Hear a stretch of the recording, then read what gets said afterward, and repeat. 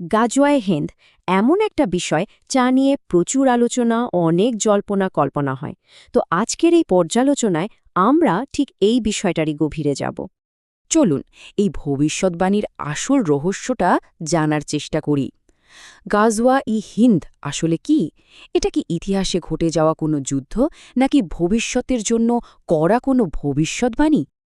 এই বিষয়টা পরিষ্কারভাবে বুঝতে আমাদের আলোচনা কয়েকটা ধাপে এগোবে। প্রথমে আমরা জানব হিন্দ অঞ্চলের গুরুত্ব। তারপর দেখব সিন্ধু বিজয় নিয়ে যে ধারণাটা প্রচলিত সেটা আসলে ঠিক কিনা। এরপর আমরা আসল ভবিষ্যৎবাণীটা নিয়ে কথা বলবো। গাজওয়া শব্দটার মানে বুঝব, আর সবশেষে শেষ সময়ের কিছু নিদর্শনের সাথে এর সম্পর্কটা খুঁজে দেখব। তাহলে চলুন একদম শুরু থেকে শুরু করা যাক। প্রথম প্রশ্নটাই হল, ইসলামিক ঐতিহ্যে এই হিন্দ অঞ্চলটা এতখানি গুরুত্বপূর্ণ কেন? ইসলামিক বর্ণনা অনুযায়ী এই হিন্দের সাথে সংযোগ কিন্তু মানবজাতির ইতিহাসের প্রায় শুরু থেকেই। যেমন বলা হয়, হজরত আদম আলাহিসাল্লাম জান্নাত থেকে পৃথিবীতে প্রথম পা রাখেন এই হিন্দু ভূমিতেই। আবার হজরত নূহ আলাহিসাল্লামের সময়ের মহাপ্লাবনের উৎস যে চুল্লি, সেটাও নাকি এখানেই ছিল।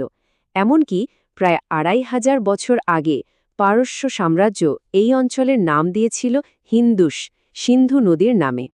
এই অঞ্চলের সৌন্দর্যের একটা জীবন্ত ছবি এঁকেছেন বিখ্যাত পর্যটক ইবনে বতুতা।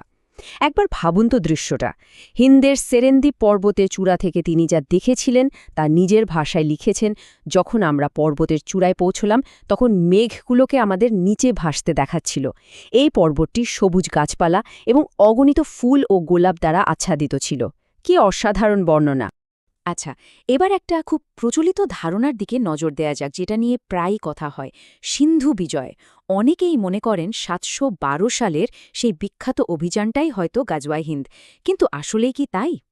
ইতিহাস থেকে আমরা জানি ৭১২ খ্রিস্টাব্দে সেনাপতি মোহাম্মদ বিন কাসেম সিন্ধু অঞ্চলে এক বড় সামরিক অভিযান চালান এবং সেখানে প্রথম মুসলিম শাসন প্রতিষ্ঠা করেন। এই ঘটনাটাকেই অনেকে গাজওয়ায়ে হিন্দ বলে ধরে নেন। কিন্তু যদি আমরা একটু ভালো করে দেখি, তাহলে পার্থক্যগুলো কিন্তু খুব স্পষ্ট। দেখুন, মোহাম্মদ বিন কাসেমের অভিযানকে সব ঐতিহাসিক বইয়ে সিন্ধু বিজয় বলা হয়েছে, হিন্দু বিজয় নয়। আর সময়ের পার্থক্যটাও বিশাল। এটা ঘটেছিল নবী সাল্লাল্লাহু আলাইহি সাল্লামের প্রায় ৮০ বছর পর। কিন্তু ভবিষ্যৎবাণীতে বলা হয়েছে এটা ঘটবে কিয়ামতের একদম কাছাকাছি সময়ে। সবচেয়ে বড় কথা হলো, সিন্ধু বিজয়ের ঘটনায় দাজ্জাল বা হজরত ঈসা আলের কোনো উল্লেখই নেই, যা ভবিষ্যৎবাণীর একটা মূল অংশ। তাহলে যদি সিন্ধু বিজয় সেই ঘটনা না হয়, তাহলে আসল ঘটনাটা কি? চলুন এবার আমরা সেই ভবিষ্যতের ভবিষ্যৎবাণীটা কি তা জানার চেষ্টা করি। হাদিসগুলো ঠিক কি বলছে এ ব্যাপারে? এর উত্তরটা কিন্তু হাদিসের বর্ণনার মধ্যেই আছে। হজরত সাওবান রাদিয়াল্লাহু তাআলা থেকে বর্ণিত একটা হাদিস আছে যার আধ্যাত্মিক গুরুত্ব অনেক। সেখানে বলা হয়েছে, আল্লাহ আমার উম্মতের দুটি দলকে আগুন থেকে রক্ষা করেছেন। একটি হলো সেই দল যারা হিন্দ জয় করবে এবং অন্যটি হলো সেই দল যারা হজরত ঈসা আলাইহিসসালামের সাথে থাকবে। আর এই ঘটনাটা ঠিক কখন ঘটবে সেই ব্যাপারে আরও স্পষ্ট ধারণা দেয় হজরত আবু হুরায়রা থেকে বর্ণিত আরেকটি হাদিস। এটা পুরো প্রেক্ষাপটটাকেই পরিষ্কার করে দেয়। হাদিসটাতে বলা হয়েছে, আমার উম্মাতের একটি সেনাবাহিনী হিন্দের দিকে অগ্রসর হবে। যখন তারা ফিরে আসবে, ততক্ষণে হজরত ঈসা আলাইসাল্লাম সিরিয়ায় অবতরণ করবেন। তারা দাজ্জালের আবির্ভাব এবং হজরত ঈসা আলাইসাল্লামের অবতরণ একসাথে প্রত্যক্ষ করবে। তাহলে এই হাদিসগুলো থেকে আমরা কি জানতে পারলাম? কয়েকটা মূল বিষয় কিন্তু পরিষ্কার। ১.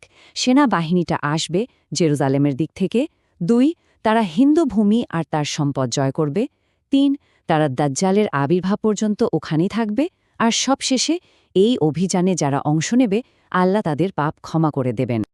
আচ্ছা, এখানে একটা খুব স্বাভাবিক প্রশ্ন আসতে পারে। যদি নবী সাল্লাল্লাহু আলাইহি ওয়াসাল্লাম নিজে এই যুদ্ধে উপস্থিত না থাকেন, তাহলে এটাকে গাজওয়া বলা হচ্ছে কেন? এটা কিন্তু একটা খুব সাধারণ বিভ্রান্তি। চলুন এটা একটু পরিষ্কার করা যাক। এর উত্তরটা আসলে গাজওয়া শব্দটার মূল অর্থের মধ্যে লুকিয়ে আছে। দেখুন, কুরআন ও হাদিসের ভাষায় গাজওয়া মানে হল একটা বড় ধরনের আক্রমণ বা গুরুত্বপূর্ণ যুদ্ধ। নবী সাল্লাল্লাহু আলাইহি ওয়াসাল্লামের উপস্থিতির যে শর্ত সেটা আসলে পরবর্তী সময়ের আলেমদের তৈরি করা একটা শ্রেণীবিন্যাস, যাতে ঐতিহাসিক ঘটনাগুলো সাজানো সহজ হয়। তাই শব্দটার মূল অর্থ কিন্তু আরও ব্যাপক। এবার চলুন বিষয়টাকে আরেকটু বড় পরিসরে দেখি, মানে গাজওয়ায়ে হিন্দকে শেষ সময়ের অন্যান্য নিদর্শনের সাথে মিলিয়ে দেখি। আসলে গাজওয়ায়ে হিন্দের ভবিষ্যৎবাণীটা কিন্তু কোনো বিচ্ছিন্ন ঘটনা নয়। এটা কিয়ামতের আগে যে 10টা বড় নিদর্শন ঘটবে বলে বলা হয়েছে তারই একটা অংশ, মানে এটা একটা বিশাল ছবির একটা ছোট টুকরো মাত্র। সেই বড় নিদর্শনগুলোর মধ্যে একটা তো রীতিমতো অবিশ্বাস্য। বলা হয়েছে এমন এক ধোঁয়া আসবে যা পুরো বিশ্বকে 40 দিন ধরে ঢেকে রাখবে। এখন প্রশ্ন হলো, আজকের দিনে এত বড় একটা ঘটনা কিসের জন্য হতে পারে? উৎসটি এর পেছনে কয়েকটা আধুনিক কারণের কথা বলছে, যেমন একটা ভয়ঙ্কর পারমাণবিক যুদ্ধ, বা বিশাল কোনো শিল্প বিপর্যয়, কিংবা মহাদেশ জুড়ে ছড়িয়ে পড়া দাবানল। হতে পারে কোনো সুপারভলকানোর অগ্নুৎপাত, বা এমনকি বিশাল কোনো উল্কাপিণ্ডের আঘাতও। আরেকটা বড় নিদর্শন হল পৃথিবীর বিভিন্ন অংশে ভূমিধস। এটা কিন্তু একবারে ঘটবে না, বরং 3টি ধাপে হবে। প্রথমে পূর্বে, তারপর পশ্চিমে, আর সবশেষে আরব উপদ্বীপে। এখন প্রশ্ন হল, এমন বিশাল ভূমিধস কিভাবে সম্ভব? এর পেছনের সম্ভাব্য কারণ হিসেবে উৎসটি বলছে যে পৃথিবীর ভূত্বকের নিচে যে বিশাল টেকটনিক প্লেটগুলো আছে সেগুলোর কার্যকারিতা নষ্ট হয়ে গেলেই এমন বিপর্যয় ঘটতে পারে। আর এই সব কিছুর শেষে আমরা আবার আমাদের মূল আলোচনায় ফিরে আসি। উৎসটি জোর দিয়ে বলছে যে শেষ সময়ে পৃথিবীর মানচিত্রটাই পুরো বদলে যাবে। তখন হিন্দ বলতে আমরা আজকের দিনের কোনো নির্দিষ্ট দেশকে বুঝব না, এটা হবে একটা ভৌগোলিক অঞ্চল। এবং সবশেষে এই পুরো আলোচনাটা আমাদের একটা গভীর উপলব্ধির দিকে নিয়ে যায়। সেটা হলো, চূড়ান্ত সংঘাতটা কোনো দেশ বা জাতির মধ্যে হবে না, বরং সেই লড়াইটা হবে সত্য আর মিথ্যার মধ্যে। আর এটাই হলো সবচেয়ে গুরুত্বপূর্ণ বিষয়।